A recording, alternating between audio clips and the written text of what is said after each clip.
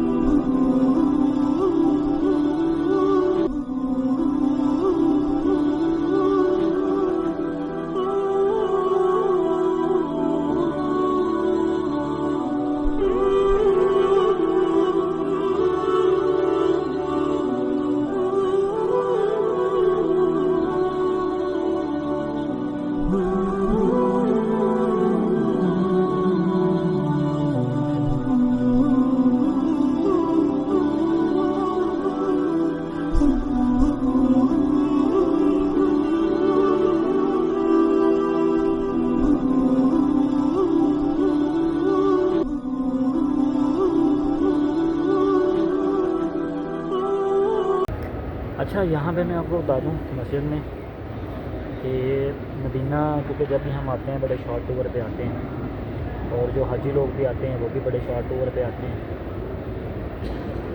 8-10 دن بھی یہاں رہنا ہوتا ہے، اور 8-10 دن میں 1 دن میں زیارتیں کرنی ہوتی ہیں. یہ تو ہمارا بھی یہی کچھ حال تھا، لیکن میں نے کوشش کی آپ کو میکسیمم زیارتیں کروا سکوں، کیونکہ گاڑیوں والے ویسے ہی کرواتے ہیں، تو جن لوگوں کو پتہ ہوتی ہیں وہ بھی بیچارے 2-4 گھنٹے بڑی مشکل سے نکالتے ہیں. تو لیکن میری کوشش تھی کہ یار میں آپ کو میکسیمم کراؤں. ہاں کچھ زیارتیں میں نے بڑی جلدی نہیں کروائی ہیں کہ 2 بالکل شارٹ. اس کا مقصد یہ ہے کہ صرف آپ لوگوں کو پتہ ہو جب بھی آپ یہاں آئیں، یا آپ کو پتہ ہو کہ یار یہ ہماری ہسٹری ہے. تو اب مدینہ کا سفر ہمارا یہی ختم ہونا ہے. انشاءاللہ اللہ تعالیٰ نے توفیق دی تو پھر کبھی آئیں گے. اور باقی یہ ویڈیوز کچھ میں نے جلدی میں بنائی ہیں، کچھ کیمرہ بھی ایسا، اور کچھ گرمی بہت تھی تو ویڈیو بنتی تھی صحیح، کچھ نہیں بنتی تھی.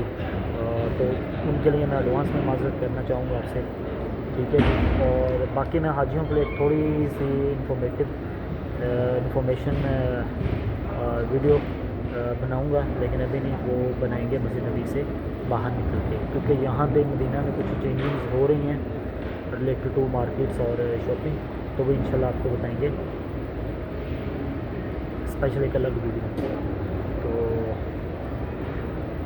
مدینہ کا ہمارا سفر تھا یہیں تک کہ انشاءاللہ جی دعاؤں میں اب بھی یاد رکھیے گا، اور ہم نے تو آپ کو دعاؤں میں یاد رکھا ہی ہے.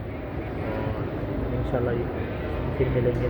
ویڈیوز کو لائک بھی کر دیں، شیئر بھی کر دیں، اور چینل کو سبسکرائب کر دیں. اور تب تک کے لیے جی اللہ حافظ. اللہ تعالیٰ کا حامی ناصر.